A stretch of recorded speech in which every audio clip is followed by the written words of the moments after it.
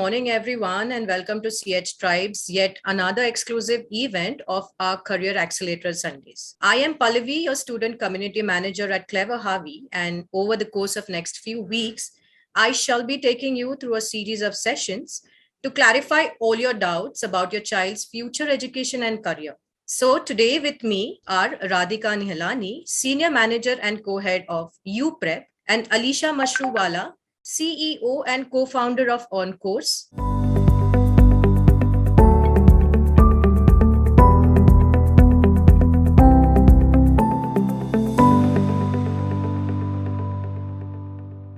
And together with the team at OnCourse, they have helped place students in all the top universities across the globe, including Stanford, Harvard, MIT, Columbia, Oxford, and Cambridge, securing over $50 million in scholarships. Wow, isn't that amazing, guys? So welcome Radhika and welcome Alisha. Thank you. Thanks for having us, Pallavi, and thank you to the Clever Harvey team. So now as a parent considering to educate your child abroad, I am sure there are multiple facets one has to be mindful about, like the entrance exams, cost of educations, and much more. So today we are going to address a few of your major concerns and discuss tests like the SATs and ACTs, and the various ways for you to finance your child's education abroad. So without any further ado, I'd like to call upon Ms. Alisha to share her knowledge and insights on the various options to finance your education abroad. She also will be covering information regarding scholarships and financial aid for undergraduate education. Over to you, Alisha. Hi, everybody. Good morning. Hope everyone's staying safe and well. So I'm going to talk to you a little bit about the entire financing your education aspect of it today. So I'm sure there are a lot of parents here who are possibly eager to send their kids abroad, but also need to know how that's going to kind of cost them, right? And how they can actually maybe plan over the next few years in terms of making sure that either you're getting the right kind of aid, the scholarships, or whatever else that you might require as well. So just before I go into that, I think Pallavi gave a very good insight into what we do. But essentially, we guide students through the entire study abroad application for undergrad, postgrad, and we do test prep, which is SAT, ACT, and GMAT prep. And OnCourse has been in the sort of business for about 12 years now. So without wasting too much time, we're going to talk about the financial aid and scholarships that you get at multiple universities when you apply abroad. So I'm going to generally start off by talking about the cost of attendance. So from a cost of attendance perspective, right, this is at a glance. So when you see the numbers here, it includes your housing, tuition, all of that, right? So essentially how much it actually costs to attend that university. Of course, it doesn't include your personal expenses like travel or shopping money that you might give your kids, but essentially it is going to kind of cover your tuition fees and any kind of food and housing. So when you look at undergraduate universities in the US, they're usually divided into state or private universities. So your state universities are those that are state funded. So for example, Purdue, Indiana, UIUC, Berkeley, UCLA. So the cost of attendance at these universities usually vary from anywhere between $55,000 a year to about $65,000 a year. However, on the other hand, the private universities, so for example, NYU, USC, Ivy League, so Harvard, Yale, Princeton, all of these colleges are anywhere between the range of $70,000 to about $85,000 a year. Of course, important to note that tuition and cost of attendance usually increases year on year. So you can take about a 2 to 3% increase on an annual basis when you're looking at least your college education, right? The UK, on the other hand, is about £35,000 a year, approximately can go up to £45,000 a year annually. Now, the big difference again with the US and UK in terms of cost to keep in mind is the US is a 4-year degree. So the amount that you see up here is per year, you're paying for 4 years. In the UK, majority of the degrees are 3 years. So the amount that you're seeing up here is usually what you're paying per year for 3 years of education. In Canada, which has also become an increasingly popular destination option, the total cost of attendance can vary between 45,000 Canadian dollars to about 65,000 Canadian dollars per year.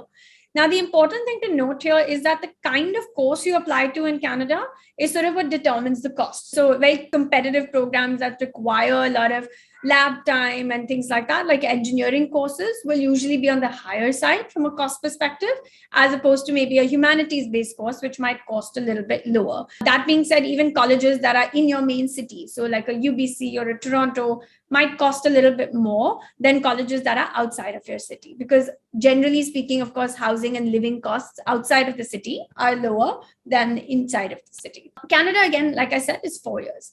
With Singapore, the cost of education is around 35,000 to 45,000 Singapore dollars annually. The course can either be 3 years or 4 years, so depending on the program. So a lot of times your computer science engineering programs are all around 4-year programs. In Hong Kong, which used to be actually a more popular destination than it is now, the cost of education is around 170,000 to around 220,000 Hong Kong dollars. And again, this is on an annual basis.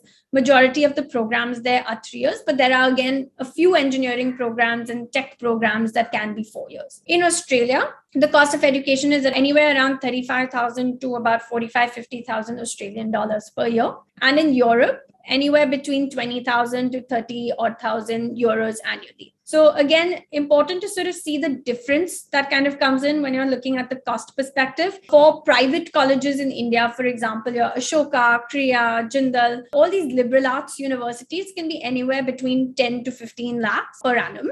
Most Indian colleges are, of course, 3-year degrees, and some of them have the optional 4th year as well. So I hope this gives everyone a glimpse into the approximate cost of attendance on an annual basis. So when we're actually understanding this entire funding your education aspect of it, there's usually 2 ways to sort of fund this, right? One, which is something called financial aid, and the other, which is called scholarship. With financial aid, typically it's need-based. And typically it's more prominent in the US and Canada. When I say need-based, I mean, when you actually apply to the universities, you will essentially need to prove that you require the financial assistance in order to receive it from the college.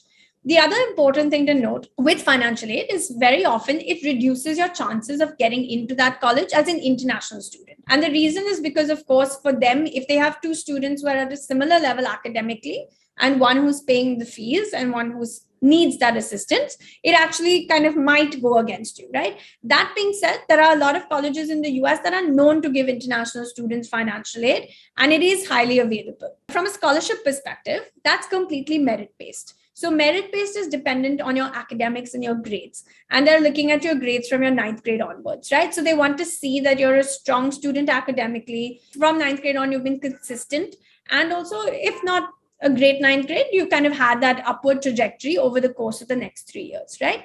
When you look at scholarships, it usually doesn't affect your chances of admission. So what that means is if you apply for a scholarship, it doesn't mean that your application is going to be at a disadvantage. Pretty much if they feel like you do deserve that scholarship and that you're academically above their average, you would possibly be considered for it. Scholarships are available pretty much in most countries. The way it's available, I will go into in a little bit of detail. So when we're understanding financial aid, there's 2 types of financial aid. There's something called need aware or need blind. However, like I said, aid is always need based. So when I look at need aware, what I mean by that is when you apply to the university, you apply there, you say that I require X amount of funding. So you would usually put in information about how much is your budget. What are you willing to pay to the college? And then, like I said earlier, it does kind of hamper your chances of admission because you are put in a separate pile. On the other hand, need blind is when you actually still send the same financial aid application form, but it actually does not hurt your chances of admission. However, there are only about 5 or 6 colleges in the US that are what you call need blind. So that's basically Harvard, Yale, Princeton, MIT, Amherst, Dartmouth, right? So some of your absolute top colleges. For them, when you do apply for financial aid, if they feel like you're a good candidate for the university as a whole academically, they will first look at that aspect of it. If they admit you, then they will look at the financial aid side and give you the required aid. So very important to note, when you are applying to US universities, you should know whether that university is need aware or need blind if you are applying for financial aid. When you actually do apply for aid, you need to prove that you have that financial need. Now, this is essentially a function of an entire application that goes in that requires you to prove your income. So that's through income tax returns, possibly a little bit of information on your savings and investments. So that's usually through things like mutual funds, FTs, whatever you might have in your investments. And they will ask you to calculate approximate annual expenses per year. right? So based on that figure is sort of what you're going to say, I think I have X amount of money to pay for my college admission. The same financial aid application goes to all of the universities. So you can't say I'll apply to one college for 25% aid and another college for 50% aid, right? So usually the same application is consistent across all of the colleges. Now that's on the financial aid side. Now, when I look at scholarships, right, there's usually two types of scholarship. There's a regular scholarship and there's a school nominated scholarship. So what that means is when it's a school nominated scholarship, and there are a lot of US colleges that have this. So for example, UVA has a Jefferson scholarship, Indiana University has the Wells scholarship. So for a school nominated scholarship, typically your school counselor would have to nominate you as part of one of the top students in the school. And once that nomination has gone in, then the university can consider you for that scholarship. So that's one additional thing that's very important if you're looking at a school nominated scholarship. Some scholarships basically have additional application deadlines or additional essays that they may require. So for example, a university like Boston University or Emory or USC, they have early scholarship deadlines. So instead of submitting your application maybe in January, you would need to submit it either in November or December based on the deadline. While others in the US usually have automatic consideration. So most of the other colleges that don't require an earlier deadline or an additional essay or a nomination, if you apply to the college and if they feel like, okay, you're a good enough candidate, they would consider you for a scholarship. So again, when you're applying to US universities, it's important to know what type of scholarships you're looking for. Usually the school nominated scholarships and the scholarships that have a more intense application are larger quantum. So, those would be maybe a 25 to 50% scholarship that you could receive if you actually get it. Whereas the automatic consideration scholarships could be anywhere between $5,000 a year to $25,000 a year. So that's essentially the scholarships in the US. Now coming to scholarships in Canada. Again, there's two types, right? There is the school nominated scholarships and there are the regular scholarships that you generally have.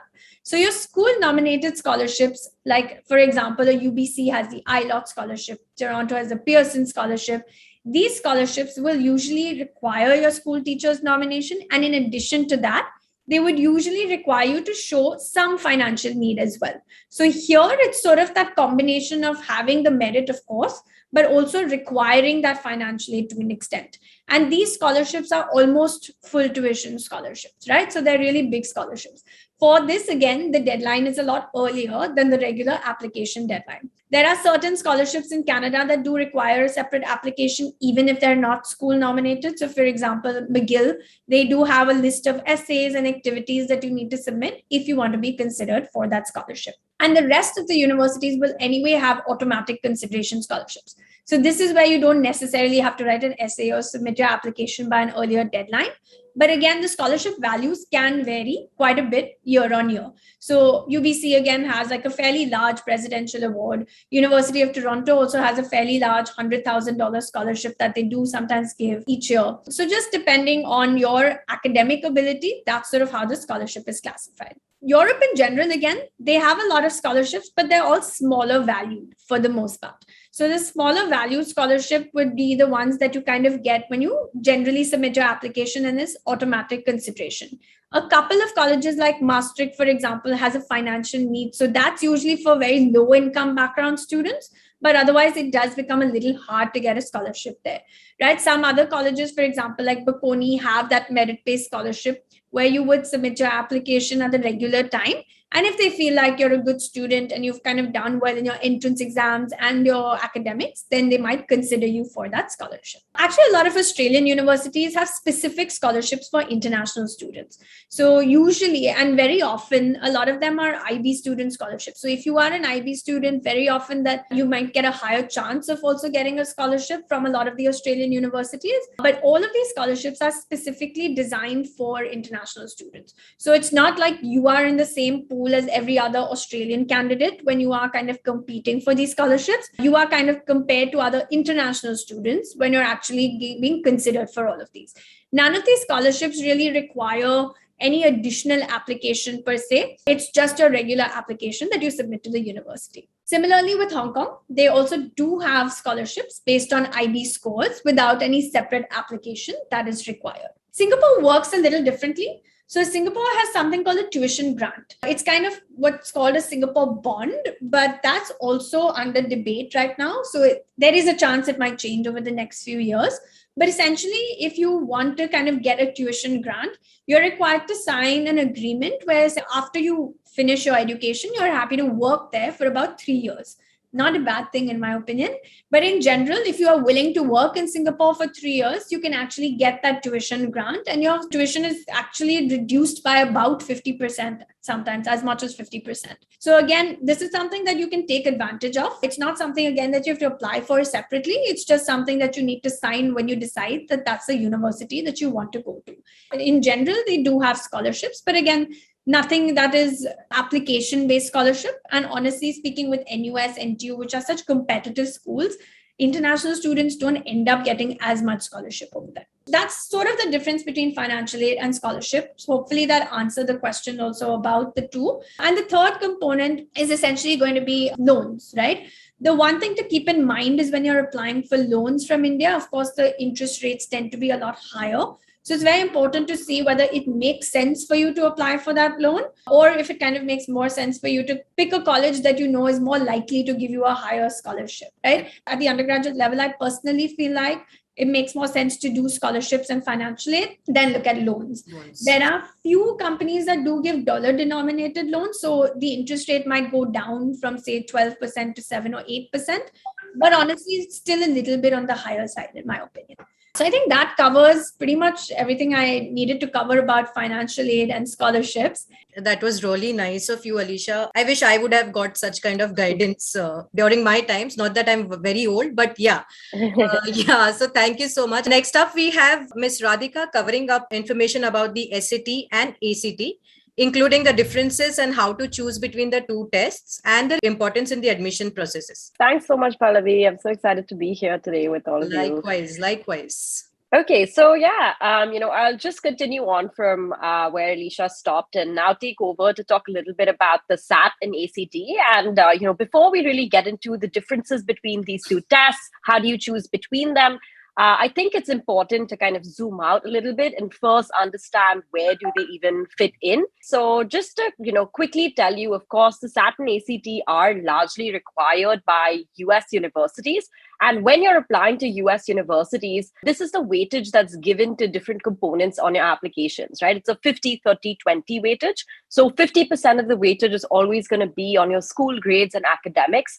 30% on your standardized testing, which is what we're talking about right now, your SAT and ACT, and then 20% on the rest of your extracurriculars, which we like to call your standout factors. In terms of this 30% of the weightage, right? So that's a pretty large chunk, right? This is why SAT and ACT becomes really, really important. And, it's something that's talked about so much and it's, considered to be such a stressful aspect. But, let's actually also just look at, if you're looking at many different countries like the US, UK, Canada, Singapore, even India, maybe, this table helps you to keep in mind that it's really only the US where these tests are required, right? They're not required for the UK. They're not required for Canada.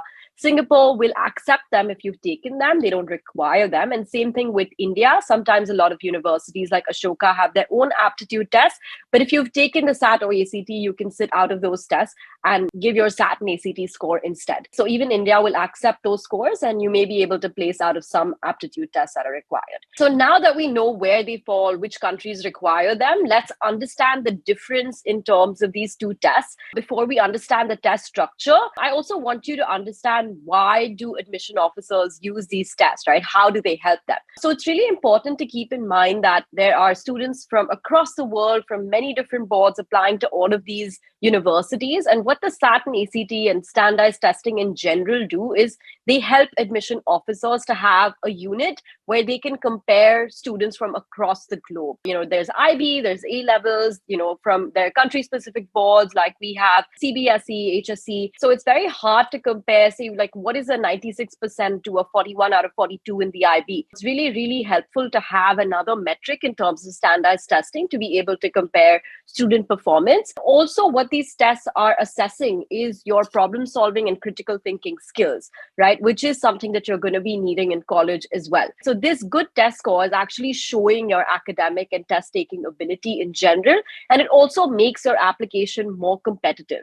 And for example, if you've been having a really hard time in school for the last 2 years, especially with online schooling, and if you feel like your academic performance has been below the mark, having a really strong SAT and ACT score can actually maybe compensate for that and show them that actually academically you're at a much higher level. So this is, all of the reasons that you'd be taking the SAT or the ACT. And now, I know a lot of you have heard a lot of buzz about these tests are not required anymore. That is true in one sense, that in the last 2 years, because of COVID, because test centers were not able to hold these tests, many US schools went test optional, right? And what test optional means is they put the option on the student whether they want to send a SAT or ACT score or not.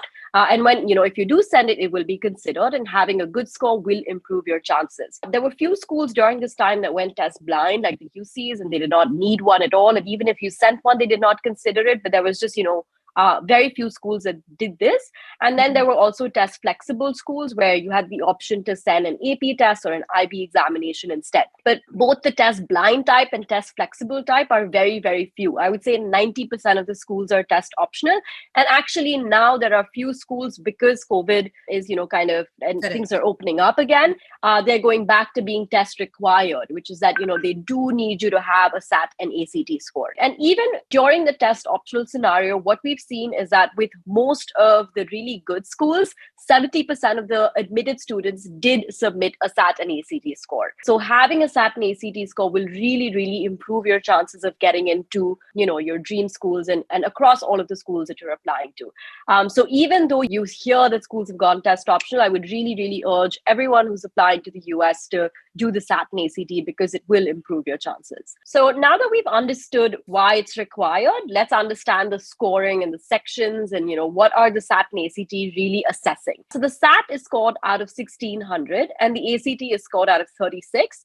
And largely, both of them are testing your reading comprehension abilities, your grammar skills, your editing abilities, and also your understanding of the most important math concepts which are taught across grade 8, 9, 10, and 11. So it's largely English and math that come into these two tests. But of course, the structure and the way the questions are phrased are a little bit different on both the tests. So the syllabus remains the same, but the structure and sections are different, is what I want you to understand. So on the SAT, let's take the SAT first. You have the English component, which is for 800 points, and you have a reading section here where you have reading passages and you have 10 or 11 questions based on those passages and 5 such passages. The writing section is where your grammar and editing skills come in. And again, you have passages where you're editing for grammar corrections as well as fluency and better flow and, making sure everything is structured correctly. The math section itself is 800 points, but within it, you have a non-calculator section and a calculator section. That's just a difference in terms of the level of difficulty of the questions. Is a little bit easier on non-calculator. With calculator, it gets a little bit more difficult because you have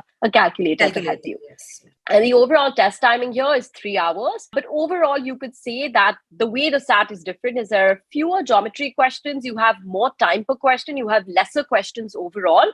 And you have one non-calculator math section, right? So those are a few ways in which the SAT is different. The ACT, on the other hand, has 4 sections. It starts actually with English, which is the equivalent of the writing section, where you have your grammar and editing rules. Then you have one math section where you have 60 questions in 60 minutes. So it's a very fast-paced math section where you have a calculator with you the whole time. Then you have reading, which is very similar to the reading comprehension section on the SAT. But again, fewer passages, fewer questions for those passages, but moves very quickly because it's just 35 minutes. And then you have a science section. Now, the science section is a topic of a lot of debate because, it's the reason that a lot of students feel like the ACT is not for me because it has a science section. Now, this is a myth because the science section doesn't actually test your understanding of scientific concepts. It's actually more a science-based reasoning test where you have science passages and they have graphs and tables and they're testing your ability to understand scientific data. Even students who don't do that well on science end up doing really well on the section as long as they're comfortable reading scientific material and they have a good grasp over graphs and tables. And actually, even the SAT in the reading section does have certain science passages with tables and graphs that mimics exactly this. It's just that the the ACT has a little bit more of it. The best way actually to decide between the SAT and ACT is always to take a diagnostic test, a full-length diagnostic test, where on one day you're solving a full-length SAT paper, right? And then on another day, you're solving a full-length ACT paper, both without preparation at all. And then you kind of compare your results on the two tests to see where was it stronger and which test are you naturally inclined and better suited towards. SAT is better for someone who deals well with complex questions, but needs more time per question. Yeah, as you can see this last section, the time per question on the SAT is much higher than the time per question on the ACT. The ACT moves much faster. Yeah, it's a faster paced test. And yeah, there are easier questions, but you have to move very fast as you deal with them. So the best way to decide is not to, kind of already box yourself into one and be like, I'm better at maths, so the SAT is for me, or I like science, so maybe the ACT is for me. Don't do that. Yeah, actually take a full-length test, and that's the best way to decide. So we offer a complimentary diagnostic test. So, if you are looking for places to do this, you can always approach us and we can help you with it. Another difference between the two tests as of now is that the SAT is a paper-based test and the ACT is a computer-based test. So there may even be some differences in those two formats that make you lean towards one or the other. But now the biggest kicker to all of this is that the SAT is actually changing from 2023 onwards, right? So you just have about 5 more months to do the SAT the way I just talked about it. From January of 2023, it will then be completely different. So the new SAT is very much digital. So then both ACT and SAT will be online. The few changes are what they've done is they've heard a lot of feedback from students about how lengthy these tests are, how much of an attention span it requires, how stressful they make the entire college application process. So obviously College Board has taken all of this into consideration and decided to make the test shorter. It's gone from being 3 hours to being 2 hours now. Even the reading section now has, instead of one lengthy passage with 10 questions, each question has its own paragraph that you're working with. So you don't need to understand large chunks of text. The math section has a calculator for you the entire time. You also now receive your results in a few days, just like you do with the ACT, which went online. You have more testing centers available. And interestingly, the new SAT is also going to be section adaptive. And what that means is every part, reading, writing, math, is going to be broken up into 2 sections. And as you perform on one section, the next section is going to adapt to that difficulty level for you. So lots of good things coming. Obviously, the only downside is that this year is going to be a little bit of a guinea pig, having both the old SAT and the new SAT for the applications. And also, we may not have enough practice material for the new SAT, starting in January. College Board is going to put out some material starting July, August, but it won't be enough for a lot of practice. But obviously, within 1 year's time, all of this will fall into place. So anyone applying in 2024 will have it much easier. So that was just a little bit about the new SAT. I'm sure you guys have heard a lot about it, but I just wanted to give you some context about what really is changing. And in terms of the actual test dates, the SAT for this year will be about 6 times. From next year onwards will also happen 7 times. And the ACT is also 7 times a year. 7 chances that you have in the year to take the test at a particular test center, right? So even though they've gone online, you have to go to a particular school, go to their computer lab and take the test there. You're not allowed to do it from home. So I told you about the diagnostic test, and you can reach out to us to avail this service. And, we'll also give you a consultation that will help you to break down your diagnostic report and result and decide between the 2 tests. So when to take the test is ideally taken in grade 11, in the first few months of grade 11. And you typically use the summer between grade 10 and grade 11 to prepare for it. It does take about 3 months to prepare. And of course, you should also plan for 2 attempts. Typically, students take the first attempt in the first few months of grade 11 and a second attempt in the second few months of grade 11.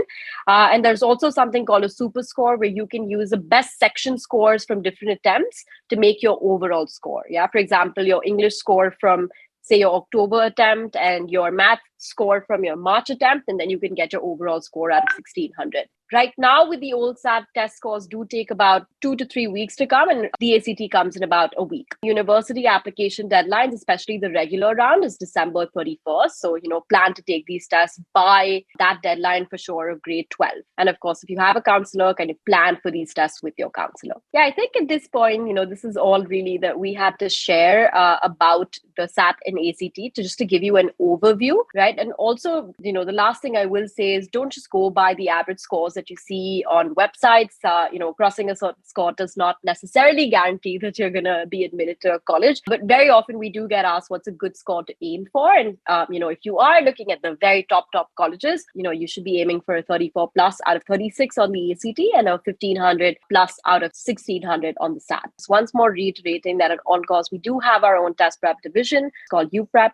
And we do help out with SAT and ACT prep across the board. And, we have batches that are running plus one-on-one prep. And for all of our batches, they kind of run for 11 weeks. They're done in small groups, online or offline. You have flexible schedules and timings. We have faculty that, have studied at NYU, LSE, and are experienced math teachers who've been teaching for many, many years. We also help you with full-length proctored tests that you can do. We have a simulated online ACT platform, and we'll be building one for the new SAT as well.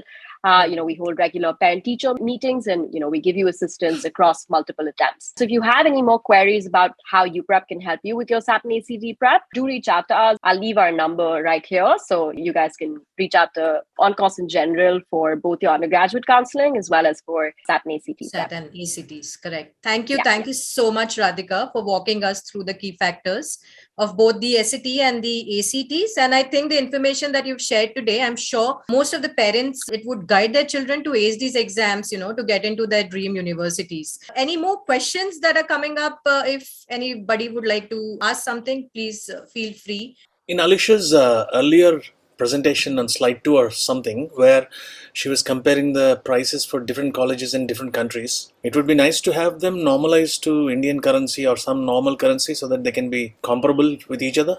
Sure. So I would say probably when you're looking at the US, you would have, I don't want to take the dollar rate today, but I guess I have to. So I would say about 60 to 65 lakhs a year.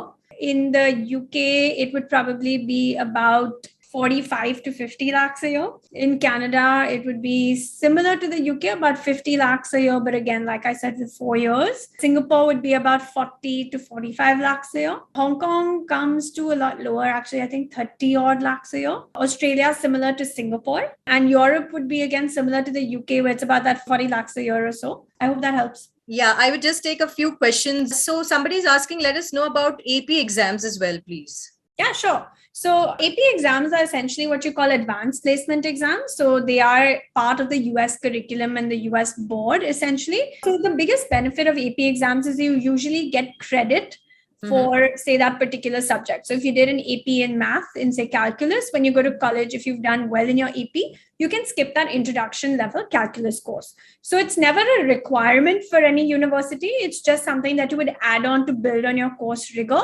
And if you want to get credit later. So especially if you're an IB student, for example, where your higher level subjects will anyway give you that course credit, very often you might not even consider taking the APs because it solves that same purpose, right? Just a quick note, the APs are only given in May each year and it's scored on a grade of 5.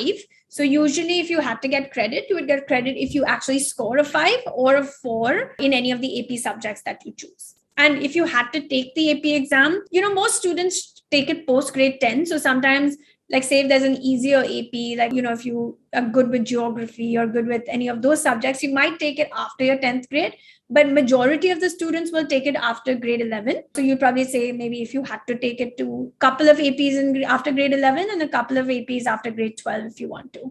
One question for you. What's the relationship between CleverHarvey and OnCourse? So basically, SAT is just the startup process, so letter of recommendation, statement of purpose, many other aspects to applications overseas, special inclusion in the CleverHarvey junior CEO programs for study abroad students we do. Thank you, Pallavi. One last question about the future sessions. I've individually registered for them. So I'd like to thank Alisha and Radhika for answering all the questions. And I am deeply honored to have you as the speakers for today's session. And we really appreciate the time that you've taken out to show us the ropes and ensure that proper guidance is provided to the future generations. So with this, we end today's session and hope this was helpful for all. All right, Radhika and Alisha, thank you so much for joining us. Everyone, It was a Thanks pleasure so much for you having here. us. Thank you. Thank you all.